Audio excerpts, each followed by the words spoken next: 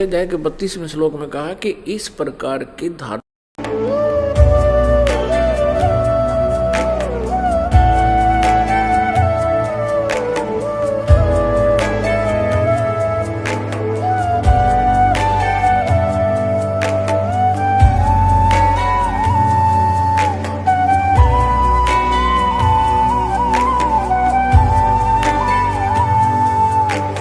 जब लग गुरु मिले न साचा, तब लग गुरु करो 10 पांचा। क्या गुरु बदल सकते हैं? क्या गुरु बदलने से पाप लगता है? अध्यात्म के इस मैदान में आखिर सही गुरु कौन है? गीता जी में वर्णित तत्वदर्शी संत कौन है? इन सभी प्रश्नों के उत्तर जानने के लिए अवश्य सुनिए जगत गुरु तत्वदर्शी संत रामपाल जी महाराज के मंगल प्रवचन। हम अपनी गलती के कारण, हम अपनी नालायकी के कारण इस काल के जाल में फंस गए और हम अपने परम पिता सर्व सुखदाई दयालु परमात्मा से दूर हो गए। श्रीमद् भगवत गीता अध्याय नंबर 15 के श्लोक नंबर 16 और 17 में 3 पुरुष की जानकारी है, 3 प्रभुओं की, जैसा आज सुबह के सत्संग में भी आप जी को सुनाया था। ये सत्य ज्ञान, ये 3 पुरुष हैं, 3 परमात्मा हैं, 3 स्वामी हैं। पुरुष माने स्वामी, प्रभु, मालिक। श्रीमद् भगवत गीता जी अध्याय नंबर 15 के श्लोक नंबर 1 से लेकर 4 तक एक विवरण दिया हुआ है कि श्रीमद् भगवत गीता अध्याय नंबर 4 के श्लोक नंबर 34 में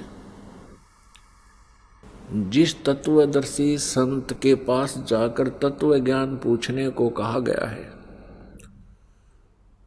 और वो तत्वदर्शी संत पर परमात्म तत्व की जानकारी देगा, तत्व ज्ञान सुनाओगा,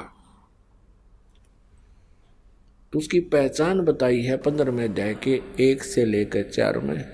और उस परमात्मा की जानकारी भी इन 15वें अध्याय में दी है। गीता अध्याय 15 श्लोक 1 से 4 में स्पष्ट किया है कि ऊपर को जड़, मूल, ऊर्ध्व मूलम अधः शाखम, ऊपर को जड़ वाला, नीचे को तीनों गुण रूपी शाखा वाला, ये संसार रूपी पीपल का वृक्ष कहा गया है, ऐसा जानो। और इसकी ये विभाग जो जानता है पत्तों सहित, छंदासी यस्य पर्णानि यह तम वेद स वेदवित, उस उल्टे लटके हुए संसार रूपी वृक्ष की मूल से लेकर शाखाओं और तने, तना, डार और पत्तों तक की जानकारी जो रखता है, जो संत जानता है, स वेदवित, वह तत्वदर्शी संत है। तो परमेश्वर कबीर देव जी स्वयं ही तत्वदर्शी संत की भूमिका करने के लिए वो परमेश्वर स्वयं चलकर आते हैं। ऋग्वेद मंडल नंबर 9 सूक्त नंबर 86 मंत्र 26-27 में, ऋग्वेद मंडल नंबर 9 सूक्त नंबर 82 मंत्र 1, 2, 3 में, ऋग्वेद मंडल नंबर 9 सूक्त 96 मंत्र 16 से लेकर 20-21 तक, ऋग्वेद मंडल नंबर 9 सूक्त नंबर 20 मंत्र 1 में, ऋग्वेद मंडल नंबर 9 सूक्त नंबर 1 मंत्र 8-9 में स्पष्ट प्रमाण है कि वो कबीर देव नाम का परमात्मा, कबीर देव का, हम उसको कबीर साहब कहते हैं, वो ऊपर तीसरे मुक्ति धाम में रहता है, वहाँ विराजमान है। और वहाँ से वो गति करके चल के आते हैं अपने रूप को सरल करके, क्योंकि सतलोक में, उस अमर धाम में, सनातन परम धाम में वो परमात्मा बहुत तेजों में शरीर युक्त है। उनके एक रोमकूप की रोशनी, एक रोमकूप का प्रकाश करोड़ सूर्य मिला दे और इतने ही चंद्रमा, दोनों की मिली जुली रोशनी भी परमात्मा के, परमेश्वर के एक रोमकूप के समान नहीं है। इतना तेजों में शरीर है उस भगवान का। यदि वो परमेश्वर अपने एज इट इज बॉडी में यहां आ जाएं, उस जो के तो शरीर, प्रकाश युक्त शरीर से यहां प्रकट हो जाएं, तो हम उनको देख नहीं सकते। सबकी आंखें बंद हो जा, चरम दृष्टि उनको सहन नहीं कर सकती उस प्रकाश को। इसलिए वो परमेश्वर अपने रूप को हल्का करके, सरल करके यहाँ प्रकट होते हैं। अच्छी आत्मा को, पुण्य आत्मा को, जो दृढ़ भक्त होते हैं उनको मिलते हैं, फिर उनको तत्व ज्ञान से परिचित कराते हैं और फिर वो परमात्मा सहशरीर आते हैं, सहशरीर चले जाते हैं। वो परमात्मा फिर अपने तत्व ज्ञान को, अपने उस यथार्थ ज्ञान को अपने मुख कमल से बोलते हैं। इसलिए श्रीमद् भगवत गीता अध्याय नंबर 4 के श्लोक नंबर 32 में कहा है कि जो यज्ञों की जानकारी, यज्ञ माने धार्मिक अनुष्ठानों की जानकारी, गीता जी अध्याय नंबर 4 के श्लोक नंबर 25 से लेकर 31 तक कहा है। उसमें सभी साधक कोई कैसी साधना करता है, कोई हठ योग करता है, कोई स्वाध्याय करता है, कोई देवताओं की पूजा करता है, कोई प्राण अपान की क्रियाओं में ही लगा रहता है, कोई अहिंसा वादी व्रतों को ही करता है।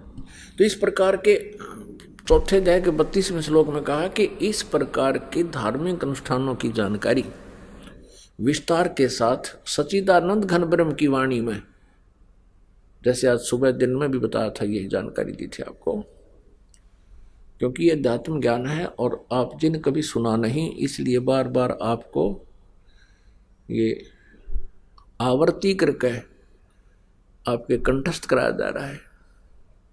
क्योंकि हमने अज्ञान को भी ऐसे ही सुना है, हजारों बार सुन रखा है, फिर फाइनल हो गया, वो गलत ज्ञान भी हमने ठीक लगने लग गया। अब सत्य ज्ञान को भी इतना ही सुनना पड़ेगा, तभी ये हमें स्वीकार्य होगा और हम परमात्मा को पहचान पाएंगे।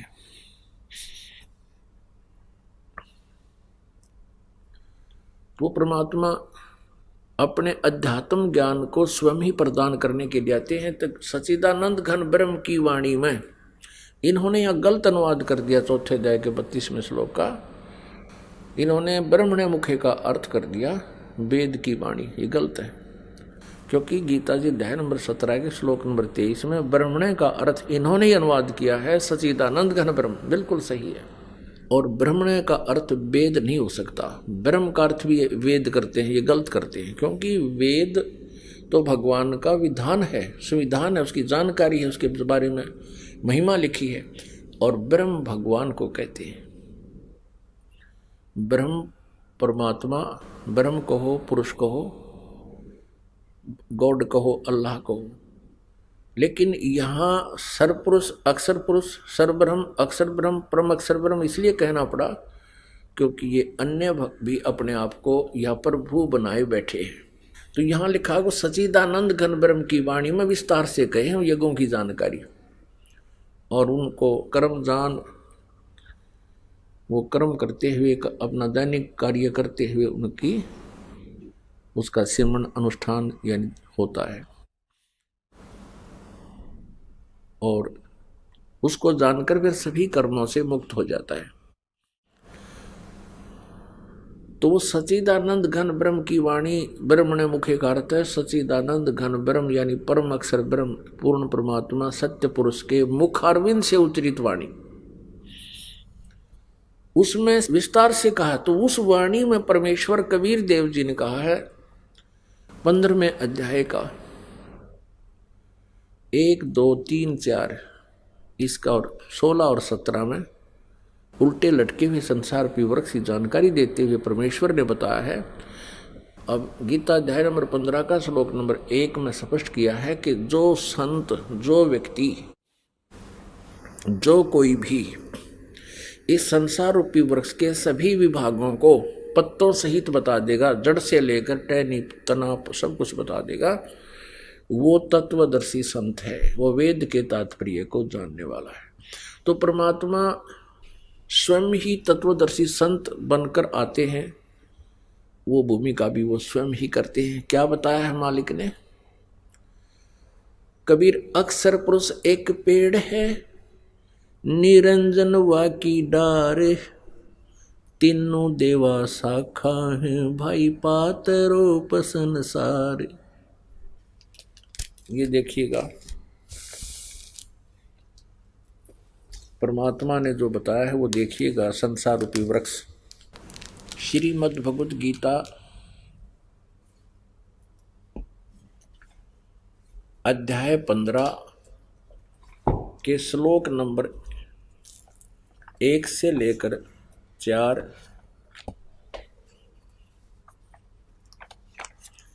इसमें लिखा है। प्रथम श्लोक में 15वें अध्याय के में ऊर्ध्व मूलम अधः शाखम,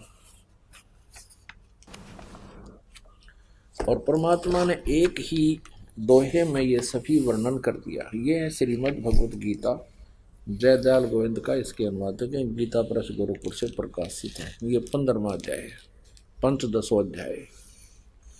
प्रथम श्लोक ऊर्ध्व मूलम अधः शाखम, अश्वत्थम प्राहु अवम, छंदासी यस्य प्रणानि यह तम वेद स वेदवित्।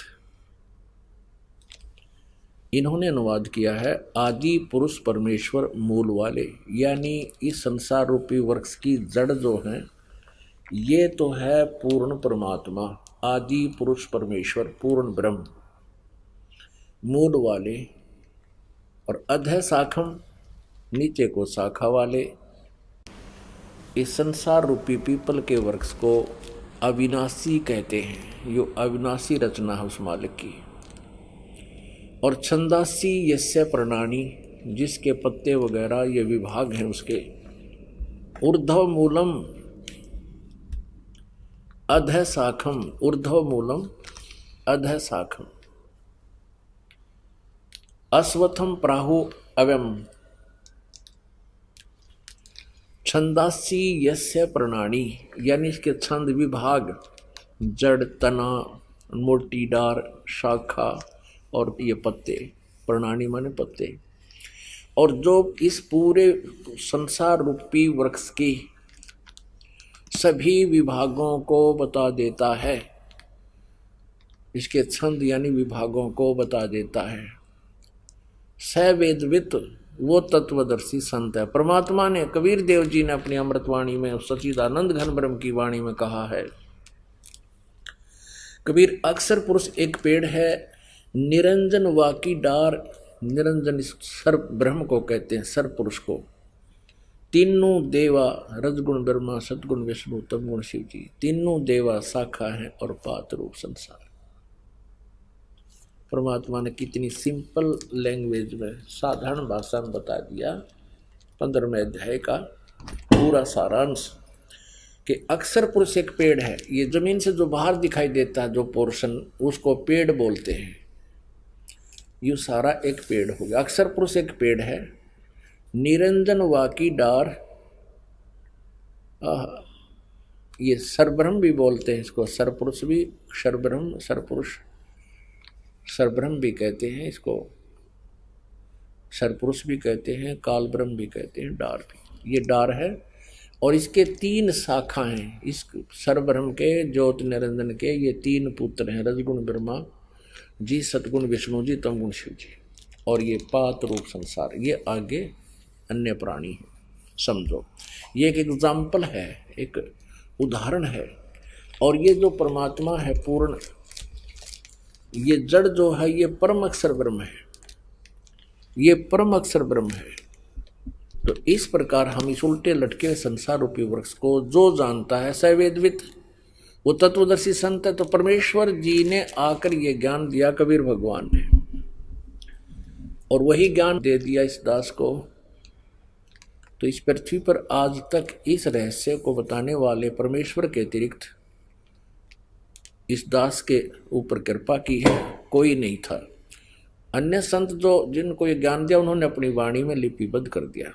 अन्य महापुरुषों को जो परमात्मा आकर मिले थे उनको भी उन्होंने यही ज्ञान दिया था, लेकिन उन्होंने अपनी अमृतवाणी में उनको लिखवा दिया, बोल दिया, और उन वाणी को कोई समझ नहीं सका क्योंकि इसको अभी तक छुपा के रखना था। परमेश्वर कबीर देव जी ने जो अपनी उनकी महिमा में लिखा हुआ है कि वो परमात्मा सतलोक से चल कर आता है, नेक आत्माओं को, अच्छी आत्माओं को, दृढ़ भक्तों को मिलते हैं और उनको तत्व ज्ञान से परिचित कराते हैं। तो उसी दृष्टिकोण से, उसी आधार से, अपनी लीलावश, अपने गुणों के आधार से वो परमात्मा आए कबीर देव जी। और यहाँ कलयुग में किन किन को मिले? आदरणीय मुलुकदास साहिब जी को, आदरणीय धर्मदास साहिब जी को, आदरणीय दादू साहिब जी को, आदरणीय नानक साहिब जी को, आदरणीय गरीबदास साहिब जी को, छुड़ानी वाले, जिला दद्दर हरियाणा, आदरणीय घीसा दास साहिब जी को, गांव खेखड़ा, जिला मेरठ उत्तर प्रदेश वाले को, आदरणीय नामदेव जी को, महाराष्ट्र में जो हुए हैं पुंडरपुर में, उन महात्मा को। तो वो परमात्मा में के इतिहास भी, उनकी महिमा भी, उनकी वेद भी उनके गुणगान करते हुए यही बताते हैं वो परमेश्वर ऐसी लीला करता है, और ऐसी लीला केवल कबीर परमेश्वर जी ने की है। तो इससे सिद्ध है कि यही भगवान है, और उन्होंने आकर के ये ज्ञान बताया, अपने मुखारविंद से बोला, इसलिए सच्चिदानंद घन ब्रह्म की वाणी में वो यथार्थ ज्ञान का है। अब प्रसंग चल रहा है कि हम उस सुखदाई परमात्मा को भूल गए। वो परमात्मा है, परमात्मा उसे कहते हैं जो सुख देता है, दुख नहीं देता। और श्रीमद् भगवत गीता अध्याय नंबर 15 के श्लोक 16 और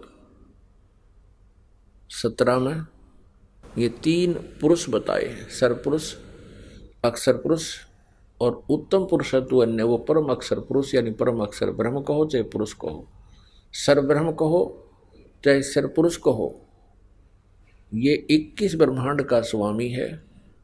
इसको सिंपल में ब्रह्म बोल देते थे, क्योंकि जैसे किसी एक विभाग का, जैसे किसी एक महकमे में, जैसे डिस्ट्रिक्ट के अंदर डिप्टी कमिश्नर होता है, उसका एक ऑफिस होता है, उस ऑफिस में जितने भी, उसके कार्यालय में जितने भी कर्मचारी अधिकारी कार्यरत होते हैं, वो एक दूसरे से संबोधन करते हैं कि ये काम, ये कार्य साहब ने बोला है।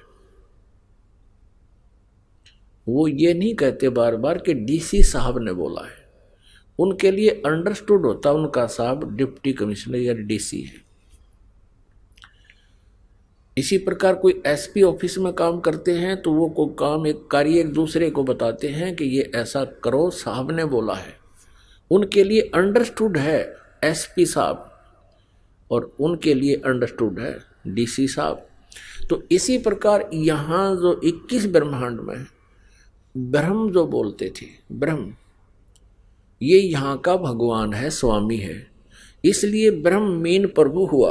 इनके लिए यही सुप्रीम बोस था, इनका यू हिसाब था। अब परमेश्वर ने आके इसको बताया कि ये सरपुरुष है, ये तो नासवान प्रभु है। ब्रह्म कहो चाहे प्रभु कहो, स्वामी कहो, मालिक कहो। और फिर बताया कि एक अक्षर पुरुष है जिसको परब्रह्म बोलते हैं, वो 7 शंख ब्रह्मांड का स्वामी है, नील पद्म शंख।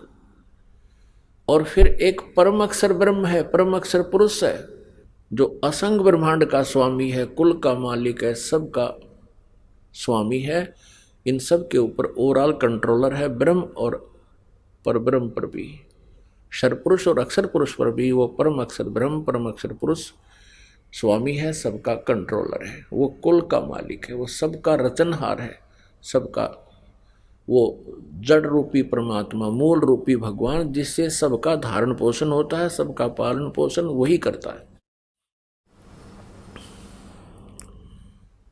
वो परमात्मा है। तो इस कारण से यहां ब्रह्म को ब्रह्म बोलने लगे, जैसे डीसी वाले, डीसी ऑफिस को वाले उसको साहब बोलते थे, बस अंडरस्टूड है उनका साहब, लेकिन ये सरपुरुष है, ये नासवान साहब है। और इससे जैसे डीसी से ऊपर कमिश्नर है, कमिश्नर से ऊपर कमिश्नर इन चीफ, उससे ऊपर मंत्री हैं, मंत्रियों से ऊपर मुख्यमंत्री है, मुख्यमंत्री से ऊपर प्रधानमंत्री या अन्य कैबिनेट मिनिस्टर होते हैं, वो भी साहब कहलाते हैं। तो इस प्रकार ब्रह्म जो प्रसिद्ध था, ये 21 ब्रह्मांड का स्वामी होने से केवल ब्रह्म कहकर छोड़ देते थे, और उन ऋषि महर्षि और आध्यात्मिक गुरुओं को आगे की जानकारी नहीं थी, इसलिए ब्रह्म को ये सुप्रीम पावर मानते रहे, यही मार खा गए। तो दयालु परमात्मा है वो कौन? वो परम अक्षर ब्रह्म।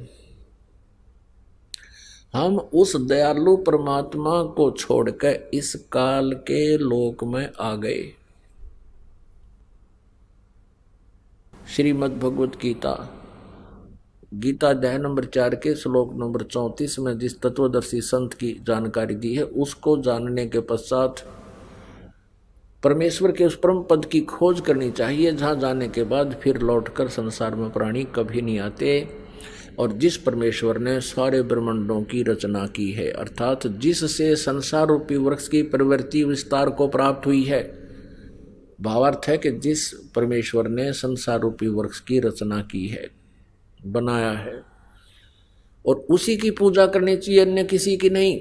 ये गीता ज्ञानदाता स्वयं कह रहा है, जो गीता ज्ञानदाता से अन्य सुप्रीम पावर पूर्ण परमात्मा है। श्रीमद् भगवत गीता अध्याय नंबर 15 के श्लोक नंबर 16 और 17 में इन तीन पुरुषों की जानकारी है, सरपुरुष और अक्षर पुरुष। उत्तम पुरुष तो अन्य परमात्मा इति उदाहरते। सरपुरुष और अक्षर पुरुष ये दोनों नासवान है, इनके प्राणी भी, इनके जितने इनके अंतर्गत इनके ब्रह्मांडों में सभी वो भी नासवान है, आत्मा किसी की नहीं मरती। फिर 17वें श्लोक में 15वें अध्याय गीता जी में कहा है कि उत्तम पुरुषत्व ने श्रेष्ठ परमात्मा तो इन दोनों से कोई और है, अन्य है, और वही वास्तव में परमात्मा कहलाता है। वही परमात्मा इति उदाहरते, उसको परमात्मा कहा जाता है। वास्तव में वो परमात्मा है। परमात्मा की परिभाषा क्या है? परमात्मा श्रेष्ठ आत्मा। अपनात्मा यहाँ के मालिक को परमात्मा कैसे कहें? इस ब्रह्मांड के अंदर जो जुल्म हो रहा है जीव के साथ, कोई कुत्ता बना है, कोई गधा बना है, कोई किसी योनि में कष्ट पा रहा है, मनुष्य है कोई सुखी नहीं, मनुष्य जीवन में कोई सुखी नहीं, किसी का हाथ कट गया, किसी कोई अंधा है, कोई लंगड़ा है, कोई लुल्ला है। पहले तो ये मन एजेंट छोड़ दिया इसने, इस आत्मा के ऊपर एक मिसगाइडर छोड़ दिया, इसका गाइड बना दिया, लेकिन ये करता है मिसगाइड इसको अपने स्वार्थवश और जीव को यहाँ फंसाए रखने के लिए और परेशान करने के लिए इसने मन के को अपना एजेंट छोड़ रखा, आत्मा के साथ जोड़ दिया। गधे और गाय को एक ही रस्से से बांध दिया टाइट। अब दोनों के स्वभाव में बहुत अंतर होता है, गाय और गधे के। आत्मा गाय है, मन गधा है, इसकी सारी उल्टी नेचर है। आत्मा की नेचर इसके विपरीत है, वो सीधा साधा अपने अच्छे काम करना चाहता है, परमात्मा भक्ति चाहता है। तो पहले तो ये मन सारी बकवाद करवाता है। देखो भोजन कितना सुंदर आहार है, खाना बनाओ, रोटी बनाओ, हलवा बना लो, पूरी बना ले, कचौरी बना ले, सब्जी, दही, बड़े, किशमिश, काजू, सेब, संतरे, कितने सुंदर आहार है। लेकिन इसने कर्म बिगड़वाने से मतलब है बीड़ी बीड़ी पी होगा। जब बस सीख लेंगे एक दूसरे ने, कितना आग लगी सारे का। बताया बीड़ी पीने की चीज है, हुक्का पीने की वस्तु है। और ये मांस खाते हैं एक जीव को मार के, अंडे फोड़ के खाते हैं। अंडे का अंदर से निकला हुआ वो पदार्थ, उसको देख के भी उल्टी गिर जा, ऐसा गंध है उसमें। और उसको मुंह का लाकर फोड़ के पी जाते हैं। और तेरा गजब है। तो ये मन सारे कुक्रम करवाता है, शुक्रम नहीं करवाता। और फिर जैसे कोई चोरी करता है, कोई डाके मारता है, कोई हत्याएं कर देता स्वार्थवश पैसे के लालच में, और फिर उसको भोगने पड़ते हैं। अब ये काल क्या कहता है कि मैंने तो एक न्यायाधीश बैठा रखे है और उसको आदेश दे दिया है कि जो जैसे कर्म करे वैसे फल दे दे। अब ये कर्म तो आप गलत करवा देता है और फिर सजा का पात्र प्राणी खुद होता है। तो जिस कारण से यहां कितना कष्ट हमारे ऊपर आया हुआ है। अभी बताया आपके किसी की बेटी मर गई, किसी का बेटे की मृत्यु होगी, कोई स्वयं किसी बीमारी से ग्रस्त है, कोई किसी टेंशन से, या क्या बुरा हाल है प्राणी का। एक्सीडेंट के दुर्घटना के अंदर पूरा परिवार का परिवार नष्ट हो जाता है, मृत्यु को प्राप्त हो जाता है। किसी को कैंसर है, कोई किसी रोग से ग्रस्त है, कोई किसी टेंशन से ग्रस्त है। इस स्थिति को देखकर क्या यहाँ के भगवान को, क्या यहाँ के मालिक को भगवान कह सकते हैं? क्या ये परमात्मा कहने योग्य है? कभी नहीं। ये परमात्मा नहीं है। परमात्मा का अर्थ है जो दुख ना दे, सुख ही सुख दे। इसलिए श्रीमद् भगवत गीता अध्याय नंबर 15 के श्लोक नंबर 16 और 17 में 3 प्रभुओं की पहचान बताई। 3 पुरुष, सरपुरुष और अक्षर पुरुष तो ये नासवान है, इनके अंतर्गत जितने प्राणी वो भी नासवान है, ये भी दुखी है। जन्म मृत्यु जहाँ वहाँ दुख ही दुख है। फिर 17वें श्लोक में कहा 15वें के में कि उत्तम पुरुषत्व अन्य, वो दयालु भगवान, वो श्रेष्ठ प्रभु, उत्तम पुरुष, उत्तम माने अच्छा, अच्छा भगवान। तो इसे सिद्ध है कि ऊपर वाले अच्छे नहीं है, इसलिए इसको पुरुषोत्तम कहा, उत्तम पुरुष कहा। और फिर कहा कि इसको परमात्मा कहा जाता है, इसको परमात्मा कहा जाता है। उत्तम पुरुष तो अन्य परमात्मा इति उदाहरतः, ये परमात्मा कहलाता है। यह लोक तरह आविश्य विवर्ती अवैश्वर है। ये तीनों लोकों में प्रवेश करके सबका धारण पोषण करता है। ये है वास्तव में अविनाशी परमात्मा परमेश्वर। अब 15वें अध्याय के 16वें श्लोक में अक्षर पुरुष लिखा है। अक्षर पुरुष, अक्षर का अर्थ होता, सर माने नासवान, सर पुरुष तो ये ब्रह्म है, किस ब्रह्मांड का स्वामी, जिसे ज्योति निरंजन काल भी कहते हैं। और अक्षर पुरुष का अर्थ होता है अविनाशी प्रभु। अक्षर का अर्थ अविनाशी होता है, लेकिन ये फिर नासवान भी कहे हैं। इनके और इनके अंतर्गत जितने प्राणी सबका सब नासवान है। अब जैसे, और फिर कहा 15वें अध्याय के 17वें श्लोक में गीता जी में कि उत्तम पुरुषत्व ने परमात्मा इति उदाहरतः, यह लोक त्रयमा विषय विभर्ती अवैश्वर, अवय माने अविनाशी, जिसका नाश ना हो। वास्तव में वो तीसरे नंबर का जो परम अक्षर ब्रह्म है, परम अक्षर पुरुष है, वो है अविनाशी। अक्षर पुरुष भी अविनाशी कहा, लेकिन यहाँ डिफाइन किया है गीता ज्ञानदाता ने, क्योंकि ये गॉड गिवन स्पिरिचुअल नॉलेज है जो इस ब्रह्म को दिया था परमात्मा ने वेदों में। वेदों वाला ज्ञान इस काल ने ब्रह्म ने स्वयं बोलना पड़ा उस माल्य के आदेश से। तो इसमें कहा कि वो है अवय ईश्वर है, अवय माने अविनाशी। अब अक्षर का भी अर्थ अविनाशी होता है, लेकिन ये कैसे अविनाशी अक्षर पुरुष कह दिया, इसका यहाँ थोड़ा सा विस्तार से विवरण देना पड़ेगा।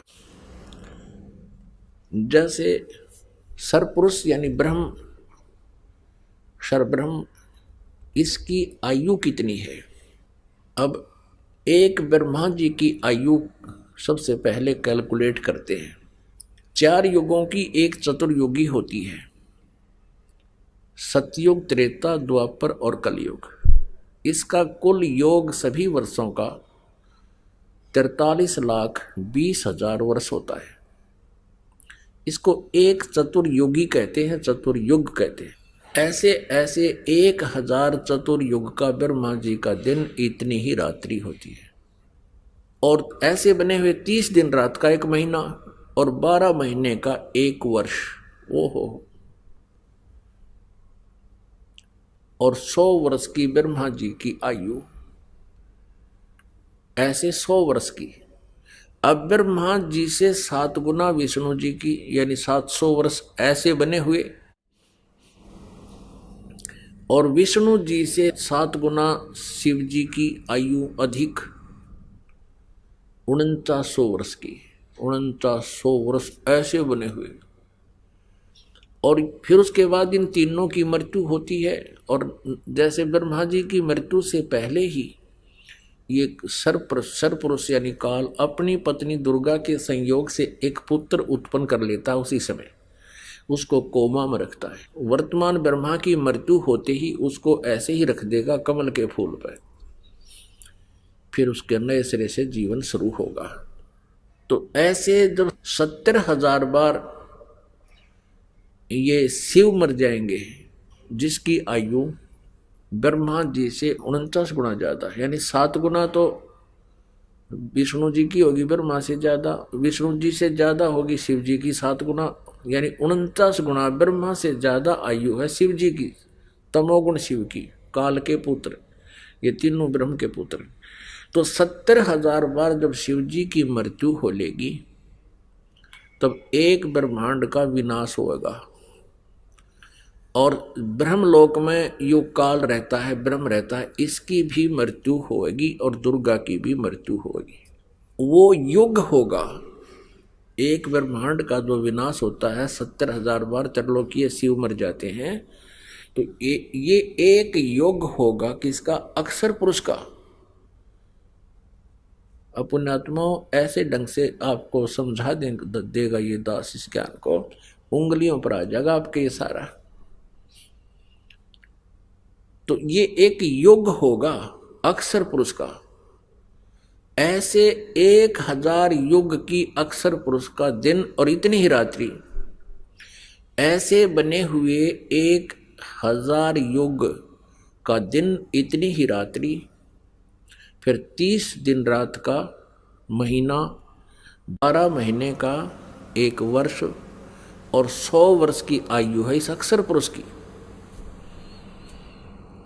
अब देखो पुण्यात्मा, इतनी लंबी उम्र है इसकी, इसलिए इसको भी अक्षर पुरुष कह दिया। बताओ।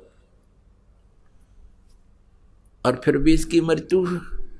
अब परमात्मा कबीर देव जी अपनी सच्चिदानंद घन ब्रह्म की वाणी में कहते हैं, एती उम्र बुलंद मरेगा अंतरे, क्योंकि सतगुरु लगे न कान न भेंटे वो संतरे। एती उम्र बुलंद मरेगा अंतरे, सतगुरु लगे न कान न भेंटे वो संतरे। परमेश्वर कबीर देव जी सच्चिदानंद घन ब्रह्म जी स्वयं ही तत्वदर्शी संत की भूमिका करने आते हैं, तब अपनी अमृत वाणी में या उनसे जिनको वो मिलते हैं संतों को, वो संत अपनी अमृतवाणी में अच्छी आत्मा जो होती है, वो क्या बताते हैं कि इतनी लंबी उम्र भी हो जाएगी तो भी अंत में मृत्यु होगी। क्यों होगी? क्योंकि सतगुरु लगे न कान न भेंटे वो संतरे। सतगुरु नहीं मिले, तत्वदर्शी संत नहीं मिले, सतगुरु नहीं मिले, जिस कारण से इतनी लंबी उम्र वाला व्यक्ति भी होगा कोई, उसकी भी मृत्यु होगी। अब गीता जी अध्याय नंबर 15 के श्लोक नंबर 1 से 4 में यही कहा है कि तत्वदर्शी संत वो होगा जो उल्टे लटके हुए संसार रूपी वृक्ष के सभी विभाग बता देगा। और वो परमेश्वर कबीर देव जी ने स्वयं आकर बताया, अक्षर पुरुष एक पेड़ है, निरंजन वा की डार, तीनों देवा शाखा है, ये पात्र संसार। फिर ये कहा कि उसके पश्चात उस परमेश्वर के परम पद की खोज करनी चाहिए, जहां जाने के बाद फिर लौट कर कभी संसार में नहीं आते। और जिस परमेश्वर ने सारे ब्रह्मांडों की रचना की है वो वही पूजा के योग्य है, उसकी पूजा करो, नथिंग एल्स। गीता ज्ञानदाता कहते हैं। तो यहां पुण्यात्माओं ये स्पष्ट हो गया कि इसको अक्षर पुरुष इसलिए कहा है कि इसकी उम्र लंबी घनी है। जैसे एक तो सफेद मिट्टी चीनी होती है, जिसको चीनी का बोलते हैं, कप, वो तो अंडरस्टूड है, हाथ से छूट गया और पक्के फर्श पर गिर गया, गिरते टुकड़े टुकड़े हो जाएगा। ये सतिथि तो समझो सरपुरुष की, ब्रह्म की, और इसके अंतर्गत जितने प्राणी हैं इनकी इतनी उम्र है। हालांकि हमारी दृष्टिकोण से ये बहुत लंबी उम्र है इनकी। ब्रह्मा जी का एक दिन 1000 चतुर्युग का, एक चतुर्युग में हमारे वर्ष यहाँ के 43,20,000, और फिर 100 वर्ष की उम्र उसकी, वो तरह जो। और फिर भी इनकी उस पूर्ण परमात्मा और अन्य उस तुलना से क्या बताते हैं, ये तो ऐसी उम्र है ब्रह्म तक की, इसकी सतिथि इनकी बॉडी की समझो ये चीनी का बना हुआ प्लेट होया करें, ये प्लेट है, कटोरी हो, कप है। और अक्सर पुरुष समझो स्टील की बॉडी है इसकी, ये समझ लो, चाय पीने का कप समझ लो। अब वो गिर जा तो टूटे नहीं, जल्दी सी वो खराब हो नहीं, क्योंकि स्टील है। लेकिन स्टील को भी जंग लगेगा, इस्पात को भी जंग लगेगा, उसका समय बहुत लंबा होता है। इसलिए इसको अविनाशी इसको भी कह दिया, लेकिन ये वास्तव में अविनाशी नहीं है, इसका विनाश होगा। और अक्सर पुरुष तो उत्तम पुरुषत्व अन्य है। अब तीसरी धातु सोना होती है, स्वर्ण, गोल्ड। अब उसको ना जर लगे ना कुछ हो, कितने वर्ष रखे रखो। तो ऐसे इन भगवानों की सतिथि से परिचित होने के लिए अब इसको अक्षर पुरुष कहा है। गीता अध्याय नंबर 15 के श्लोक नंबर 16 में सरपुरुष और अक्षर पुरुष। सरपुरुष ये ब्रह्म है, अक्षर पुरुष ये परब्रह्म है, जो इस 7 संग ब्रह्मांड का स्वामी है। इसको अक्षर माने अविनाशी भगवान कह दिया, लेकिन फिर बताया कि इनकी मृत्यु है, इनकी भी, इनके अंतर्गत जितने प्राणी सबके स्थूल शरीर नाशवान है, जीवात्मा मरती नहीं। 15वें अध्याय के 17वें श्लोक में कहा है कि उत्तम पुरुषत्व ने परमात्मा इति उदाहरते, ये लोग तरम अविश्य विभर्ति अवय ईश्वर है, वो है वास्तव में अविनाशी परमात्मा। गीता जी अध्याय नंबर 8 के श्लोक नंबर 17 में कहा है कि ब्रह्म ने, यानी इस परब्रह्म को यहाँ ब्रह्म ने कहा है, उस परब्रह्म के, यहाँ ब्रह्मा का नहीं, इन्होंने उसका अर्थ ब्रह्मा का रखा, गलत किया है। और उसमें चतुर्युग भी नहीं है, अनुवादकर्ताओं ने चतुर्युग लिख दिया, उसमें ओनली युग लिखा है। ये देखिएगा, श्रीमद् भगवद गीता, गीता प्रेस गोरखपुर से प्रकाशित है, जयदयाल गोविंद का इसके अनुवादक है। श्रीमद् भगवद गीता अध्याय 8 के श्लोक नंबर 17 को दिखाते हैं आप, ये देखिएगा, अध्याय नंबर 8 और श्लोक नंबर 17। इसमें संस्कार देखो, सहस्र युग पर्यंत, इसमें सहस्र चतुर्युग नहीं लिखा, सहस्र युग पर्यंतम, अह माने दिन, यत मान जो, ब्रह्मण्य माने अक्षर पुरुष। यहाँ ब्रह्मण्य का अर्थ इस अक्षर पुरुष यानी परब्रह्म की तरफ संकेत, क्योंकि यहाँ आयु से संबंधित है, इसकी आयु है, इसलिए इसको परम अक्षर ब्रह्म यहाँ नहीं कहा जा सकता। वैसे ब्रह्मण्य का अर्थ बड़ा भगवान, ब्रह्मण्य माने ब्रह्म से जो बड़ा है, ये परब्रह्म भी इससे बड़ा है, और परम अक्षर ब्रह्म वो परमात्मा पूर्ण ब्रह्म, वो भी इससे बड़ा है। तो सहस्र योग पर्यंतम अह यत ब्रह्मण्य विदु, रात्रि सहस्र युग सहस्रांतम, इसमें चतुर्युग नहीं है। ते अहोरात्र विद जना, इसका अर्थ है, इन्होंने अनुवाद गलत किया है। इन्होंने यहाँ लिख दिया ब्रह्मा का जो एक दिन है उसको 1000 चतुर्युग की अवधि वाला, जबकि मूल संस्कृत में चतुर्युग नहीं है, ओनली युग है, नोट चतुर्युग। इन्होंने अनुवाद अपने ज्ञान से यहाँ पर घुसोड़ दिया, चतुर्युग नहीं, 1000 युग की अवधि है। अक्षर पुरुष की जानकारी है यहाँ पर ब्रह्म से आगे। और इतनी ही रात्रि भी 1000 चतुर्युग नहीं है, ओनली युग, सहस्रांतम, सहस्र माने 1000 युग के अंत वाला, अवधि वाला, 1000 युग की अवधि वाली रात्रि है। और जो व्यक्ति तत्व से जानता है वह योगी जन अहोरात्रविद, वो इसके सही भेद को जानता है, इस दिन रात को सही बता सकता है, जो तत्वदर्शी संत होगा। अब ये स्पष्ट हो गया कि इन्होंने अनुवाद में बहुत गड़बड़ी कर रखी है अपनी अज्ञानता के कारण। यह चतुर्युग नहीं आना चाहिए। अब प्रश्न चल रहा है कि हम दयालु परमात्मा ने छोड़ के इस काल के लोक में आगे यो दयालु नहीं है। ये तो श्रीमद् भगवत गीता अध्याय नंबर 21 में अर्जुन कह रहा है कि हे भगवान, आप तो इन ऋषियों को भी खा रहे हो, आप देवताओं को भी खा रहे हो, और ये ऋषियों के समुदाय झुंड के झुंड हाथ जोड़े खड़े हैं आपके आगे, आपकी स्तुति कर रहे हैं स्तोत्रों के माध्यम से, वेदों के स्तोत्रों से, और आप मंगल कामना करते हैं कि बख्श दो बख्श दो, आप तो इनको भी खा रहे हो। अध्याय नंबर 11 के श्लोक नंबर 32 में गीता ज्ञानदाता श्री कृष्ण में प्रवेश करके कह रहा है कि मैं काल हूँ अर्जुन, और सबको खाने के लिए आया हूँ। और अर्जुन कहता है भगवान, कुछ तो आपकी जाड़ा में लटक रहे हो और कुछ को आप खा रहे हो, वो सब तो आपके मुंह में समा रहे हैं। ये खुद का मैं काल हूँ। अर्जुन का तुम तो उनको भी खा रहे हो जो आपकी स्तुति कर रहे हैं। पुण्यात्मा, जब तक हम इस काल के इंद्रजाल को नहीं समझाएंगे हम भक्ति नहीं कर सकते। हम यहीं इस काल के ही इस भूल भुलैया में, इसके ये इस चकाचौंध में यही भूले रहेंगे और जीवन व्यर्थ कर जाएंगे।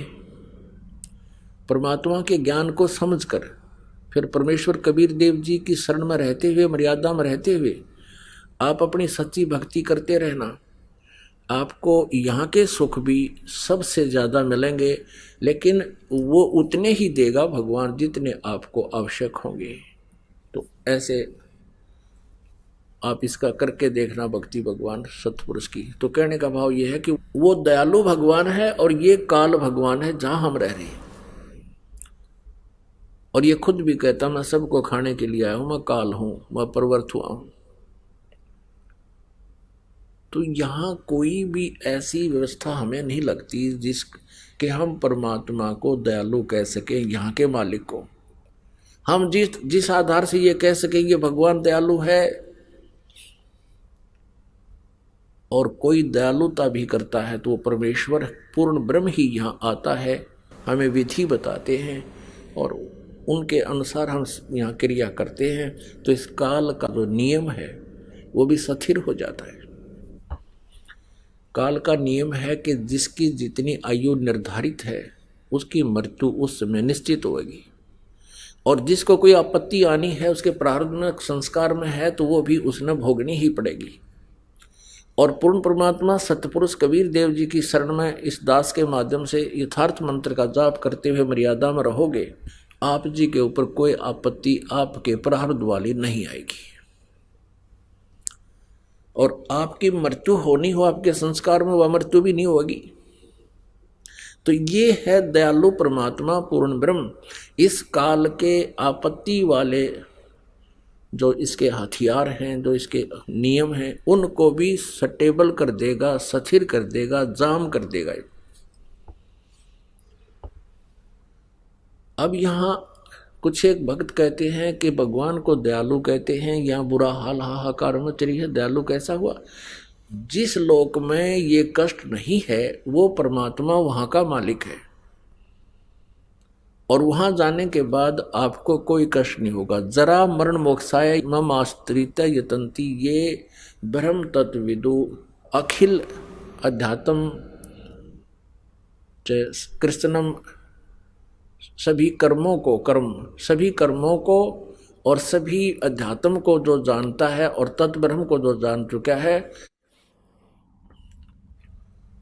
वो जरा मरण मोक्षाय यतंती, वे जरा और मरण से छुटकारे के लिए ही प्रयत्न करते हैं।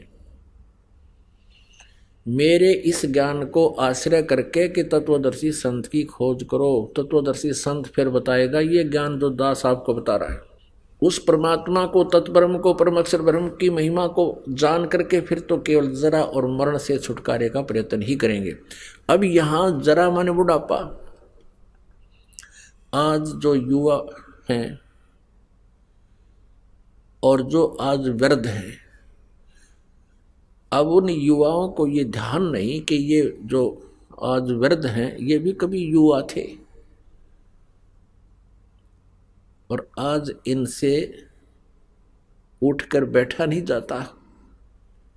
कभी कोई पीड़ा, कभी कोई आंखों में कष्ट, कभी दांतों में दुख, कभी सिर में दर्द, कभी पिंडी भड़के, कभी कमर दर्द, कभी बाई होगी, कभी कफ हो गया, कभी पित्त बढ़ गई, सौ समस्याएं होती हैं। तो यहाँ परमात्मा बताते हैं कि सबसे बड़ा कहर इस प्राणी पर वृद्ध अवस्था होता है, और दूसरा कहर मृत्यु, और दोनों ही किसी को गंवारा नहीं, कोई नहीं चाहता दोनों को, और दोनों कंपलसरी।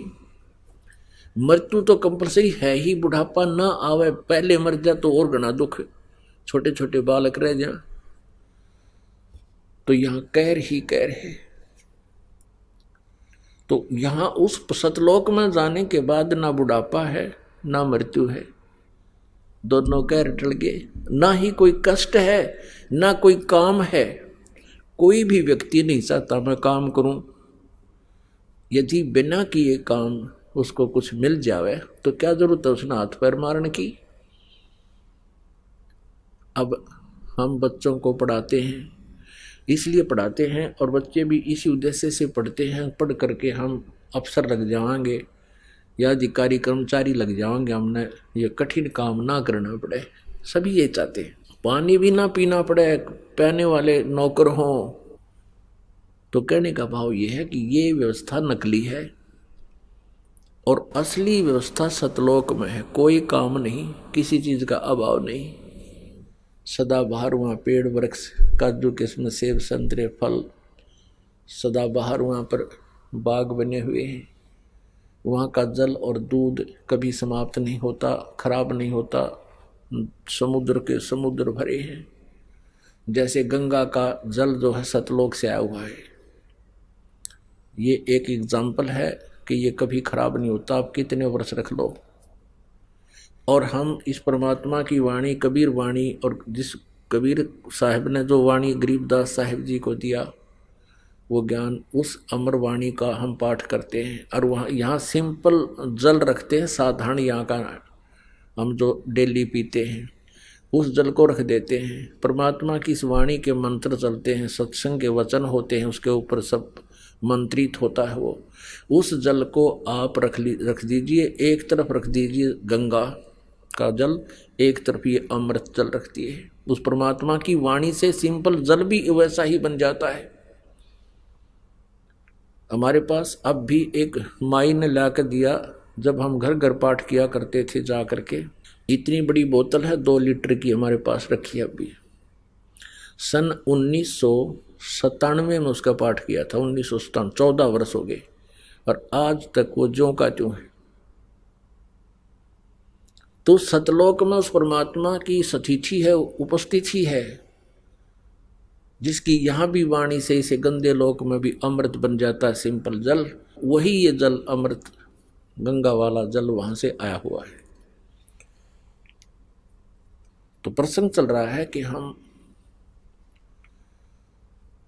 ये दयालु परमात्मा नहीं है, दयालु परमात्मा सतलोक वाला है। वहां जाने के बाद आपको कोई कष्ट नहीं होगा। आइए अब हम उन श्रद्धालुओं के अनुभव जानते हैं जो जगत गुरु तत्वदर्शी संत रामपाल जी महाराज जी से दीक्षा प्राप्त कर चुके हैं तथा उनके द्वारा बताए गए भक्ति मार्ग पर चल रहे हैं। नमस्कार सर। नमस्कार सर जी। सर क्या नाम है आपका? सर जी मेरा नाम तरुण दास है। तरुण जी आप कहाँ से हैं? सर जी मैं ग्राम इटार, तहसील खैरागढ़, जिला राजनांदगांव, छत्तीसगढ़ से हूँ। तरुण जी क्या काम करते हैं आप? सर जी मैं ग्राम पंचायत सचिव हूँ। तरुण जी संत रामपाल जी महाराज से नाम दीक्षा लेने से पहले आप क्या भक्ति साधनाएं करते थे? सर जी मैं सदगुरु रामपाल जी महाराज जी की शरण में आने से पहले दामाखेड़ा पंथ से जुड़ा हुआ था और उसके साथ ही साथ मैं तंत्र मंत्र जादू टोना से प्रभावित होने के कारण हनुमान जी की भी साधना किया करता था और हफ्ते में 2-2 3-3 उपवास रहा करता था। सर जैसा कि आपने बताया कि आप दामाखेड़ा पंथ से जुड़े हुए थे, दामाखेड़ा पंथ वाले भी कबीर साहब जी को मानते हैं और संत रामपाल जी महाराज भी कबीर साहब जी को मानते हैं। फिर आप दामाखेड़ा पंथ को छोड़कर संत रामपाल जी महाराज के पंथ में क्यों आए, क्या कारण रहा? दामाखेड़ा पंथ में सर जी कबीर साहब जी को सिर्फ सदगुरु मानते हैं। जो संत रामपाल जी महाराज जी है वो चारों धर्मों में परमात्मा कबीर साहब जी को बताते हैं, उसमें कि कबीर साहब ही सबका सृजनहार है, सबका पालनहार है। इसलिए हमने संत रामपाल जी महाराज जी के शरण ग्रहण की। सर संत रामपाल जी महाराज से जुड़ने के बाद आपको क्या लाभ मिले? सर जी संत रामपाल जी महाराज जी के शरण में जुड़ने के बाद हमें सबसे पहले तो ये लाभ हुआ सर जी कि हमें वैदिक अनुसार से सच्ची भक्ति मिली, जिसके कारण हमें तंत्र मंत्र से छुटकारा मिला। हमारा परिवार अभी वर्तमान में सुखी है और भूत प्रेत की समस्या में इतनी परेशान था कि मेरे माँ, मेरे पिताजी और स्वयं मैं एक ही घर में काम करने वाला हूँ और गांव देहात में यह है भगत जी की जलन की प्रवृत्ति होती है। इस कारण से मेरे परिवार पर जादू टोना का असर बहुत था। मैं महीने 2 महीने 3 महीने में तांत्रिकों के पास जाता था, कुछ दिन वो ठीक रहते थे, इसके बाद फिर जस का तस वैसी ही जो व्याधि थी हमें घेरे ही रहता था। इस कारण मैं मानसिक परेशानी से बहुत परेशान रहता था। ये समस्या जो है मैं 8 से 10 साल इसको झेला हूँ मैं। इसके बाद में भगत जी मैं सदगुरु रामपाल जी महाराज जी के जो चैनल है साधना चैनल में एक दिन कार्यक्रम देखते देखते परम संत सदगुरु रामपाल जी महाराज जी बता रहे हैं कि ये जो कबीर परमात्मा है सबका सृजनहार है, सबका पालनहार है।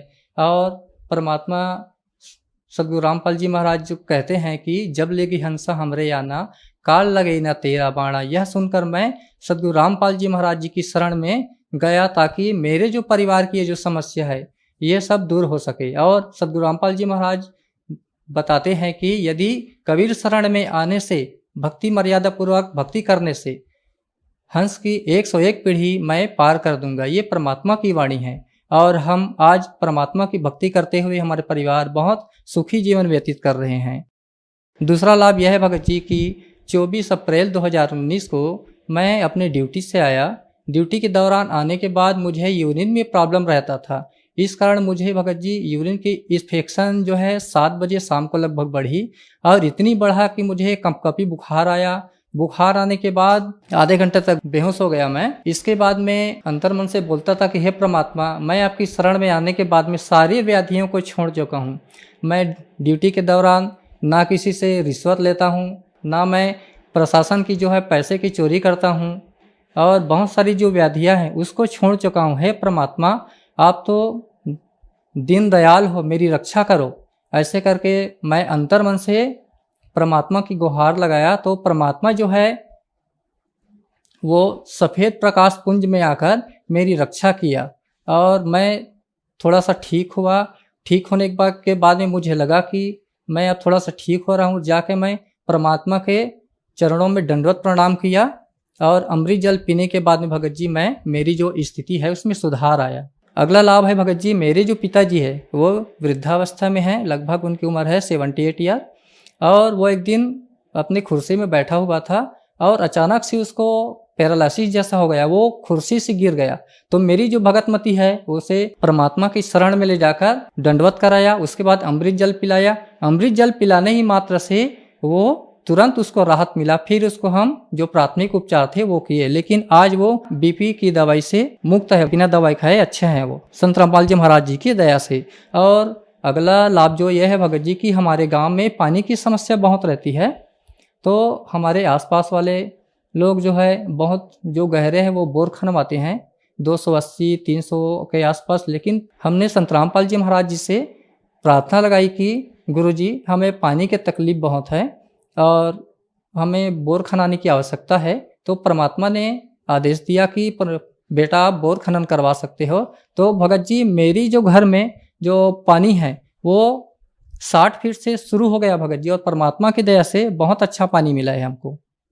और अगला लाभ यह है भगत जी कि मैं जो जॉब में हूँ वहाँ रिश्वतखोरी, चोरी ये बहुत ज़्यादा मतलब भरा हुआ है भगत जी। तो इसमें से परमात्मा जी के पास मैंने अरदास लगाया कि परमात्मा जो मैं विभाग में हूँ, पंचायत विभाग में, यहाँ बिना रिश्वत लिए, कमीशन लिए लोग काम नहीं करते। तो परमात्मा बोले कि बेटा आप किसी से कुछ मत लो, आप अपने लिए मत लो, जो कर रहा है वो भरेंगे।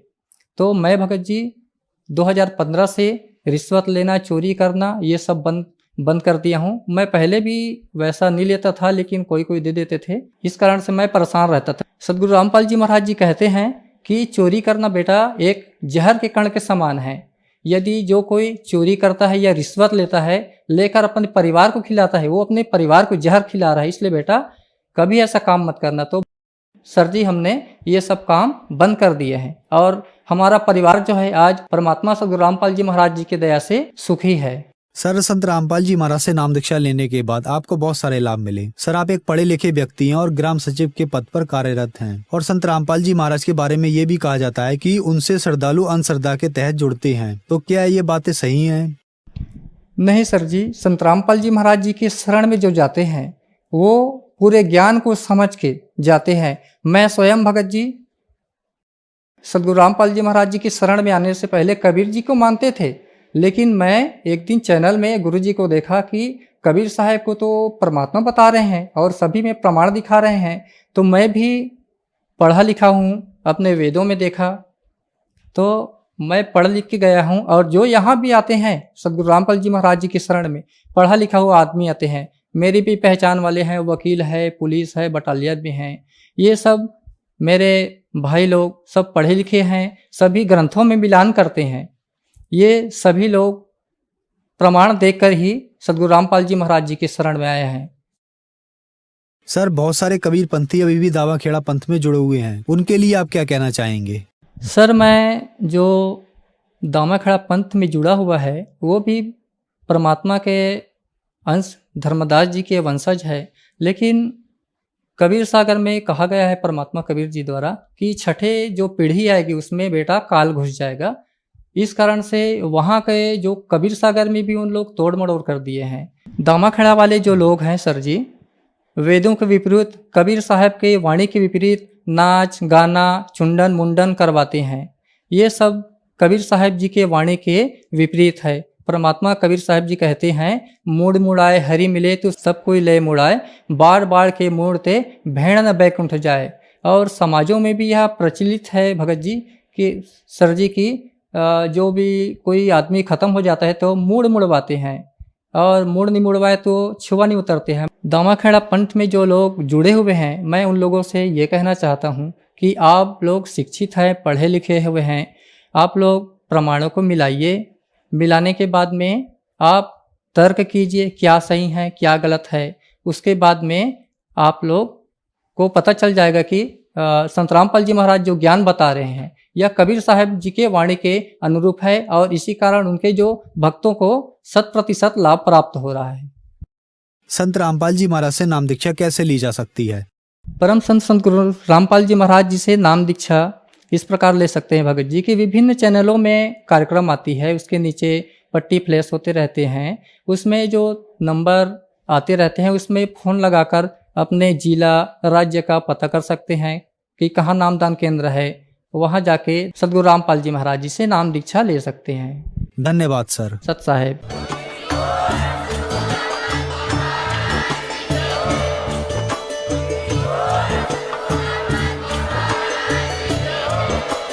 आप सुन रहे थे जगत गुरु तत्वदर्शी संत रामपाल जी महाराज जी के मंगल प्रवचन। अधिक जानकारी के लिए विजिट कीजिए हमारी वेबसाइट www.jagatgururampalji.org।